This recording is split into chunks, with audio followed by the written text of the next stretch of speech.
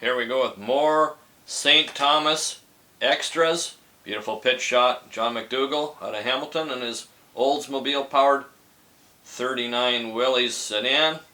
Cool looking machine. John Petrie, of course, in the Argyle's Canadian Highlander. That thing ended up last incarnation as a Hell's a Poppin', and it was apparently all chopped up, and we don't think that exists anymore.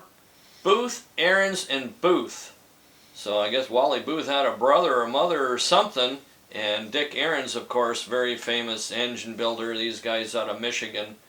62 409 piece here, A Stalker, 4-speed 409.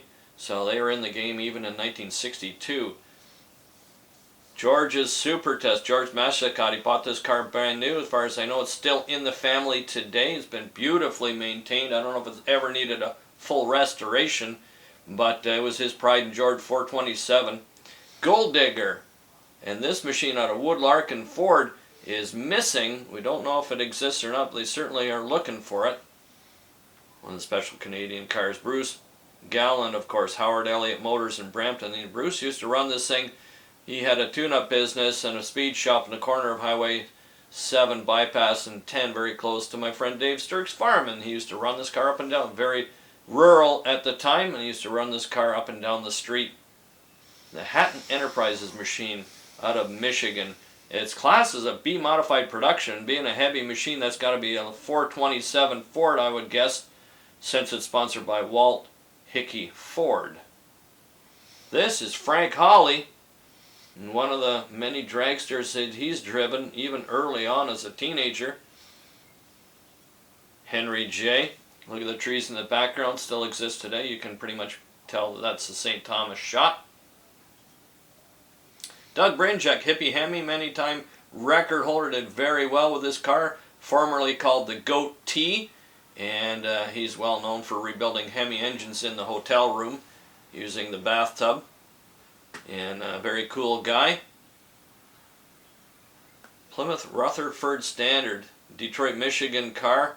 Don't know anything about it other than what it says there, A Stalker, so it'll be a 409 4-speed car. Nice looking machine.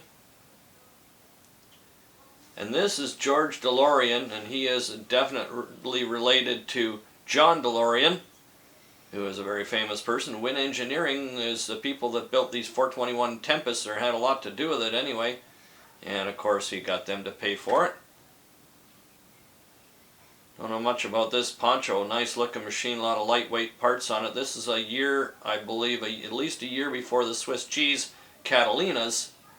So, nice looking machine.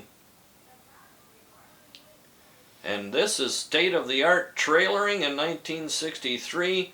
Look at that home-built trailer. They were lucky enough to have a pickup truck as well, so these guys were top end for the day. The Student, University of Plymouth. These guys were kind of like the Ram Chargers on the Plymouth side of things.